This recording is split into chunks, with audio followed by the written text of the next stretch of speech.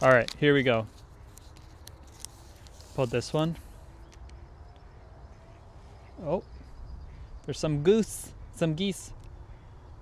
Do you think your purpose is something you find or something you create? In my personal opinion, I think your purpose is something that you have to find. I think a lot of people in their early age, especially for me, struggle with this. They think they have to have their life figured out. They think that you have to be a millionaire by 23. They think that you have to have it all together when that's not the case. It's okay to figure things out. It's okay to not know. It's okay to be lost in this world where you think everyone is a millionaire. And I think a lot of people end up finding their purpose a lot later in life, which is completely okay. You just have to be okay with not knowing what's coming next. And I think that takes a lot of patience and humility to do.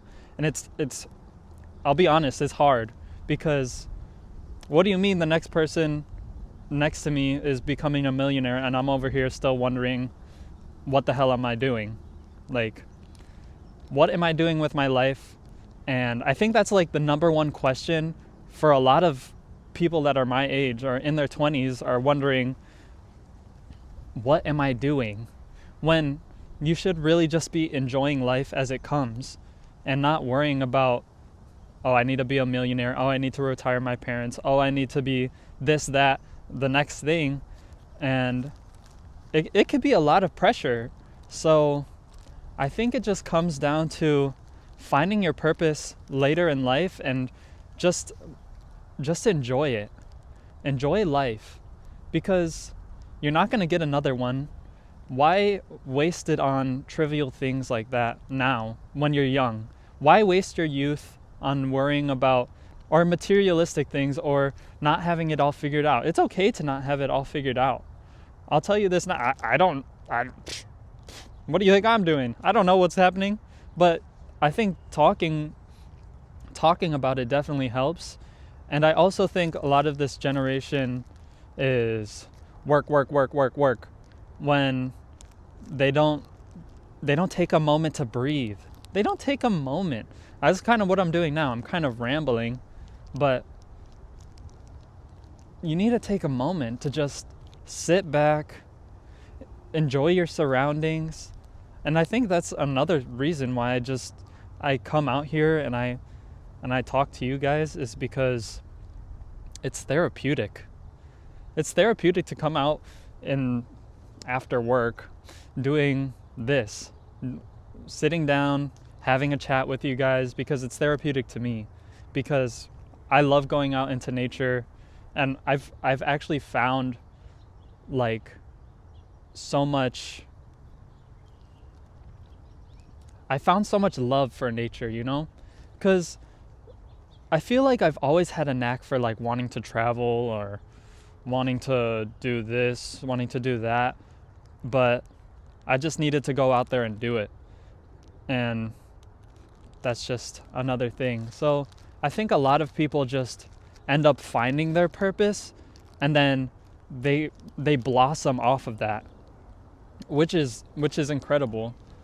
But a lot of people are also hard workers, and they will create the life around them. And I also think that's very powerful.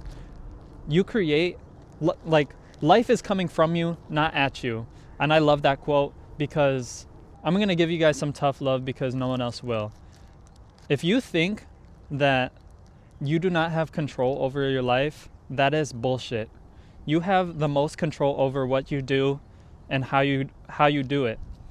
If you're going to sit around and not do anything about the situation that you're in, or you blame it on where you came from, then you got to lock in. It's okay to not have it all figured out. I think your purpose comes with time. And a lot of the time, people are creating their purpose in their 20s. Like, you don't know what you're doing. A lot of people are going through college. A lot of people are just working on maybe starting a family, things like that. But realistically, a 20-year-old does not know their purpose And I sure as hell don't know what I'm doing, you know? But I have faith that it'll all work out. It's just, you know, you can't worry about the future when you can't even be in the present. And that takes a lot of patience, and like, you can't rush things. You can't expect things to show up at your door without putting in the work. That's something that I've been trying to learn myself, that nothing's gonna happen for me unless I do something about it. Nothing's gonna happen for you if you don't do anything about it. So if you're sitting there in your bed doom scrolling, then what's gonna come out of it? You're gonna watch a motivational video and then be like, well, that was nice, and then scroll on to the next video, when in reality, that motivational video should motivate you to get up out of bed and stop doom scrolling. And a lot of teens now just do that. And it's kind of sad, because you kind of lose interaction, and I think a lot of Gen Z has lost that ability to communicate with others, and it's honestly quite sad. I think when you go into classrooms and then you have this interaction with like, as an example, professor and a classroom, from what I've seen, it's just a professor will ask a question, so how's everyone's weekend? No response. And I think it's hilarious, because I feel so terrible. And I'm not saying that I haven't done that before, because nobody wants to be the leader when it's complete silence. And when you see those students that are just like, yeah, it was good, and they're the first one to speak up, you kind of look at them and you're like, wow, why didn't I say anything? You're sitting there like, you're like, well, I'm a little shy. I don't want to say nothing.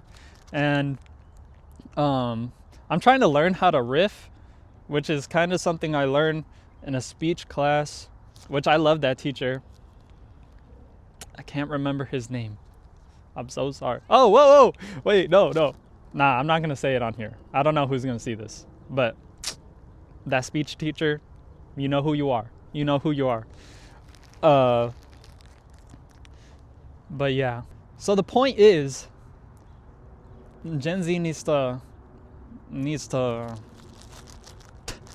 we need to hurry it up and figure it out. that completely contradicts what I said before. But, you know, get out there. It's okay to get out there. It's okay to embarrass yourself. You know, it's okay to fall flat on your face, because the only way that you're going to learn is by messing up. A lot of people, I will kid you not, a lot of people are terrified of making mistakes or messing up, failing, not being enough. And you know where that keeps them? That keeps them at the same level. Let me put it like this. If you're in a pool and you could touch the ground, you're not where you want to be. If you go a little deeper, let's go a little deeper. If you go a little deeper and your feet you're barely touching the ground, you're right where you want to be. And I think that's a David Bowie quote. I don't know, but that's where you want to be, because if you're not there, you're not growing. And if you're not growing, you're staying at the same place, and you don't want to be there. But that was a good talk with you guys.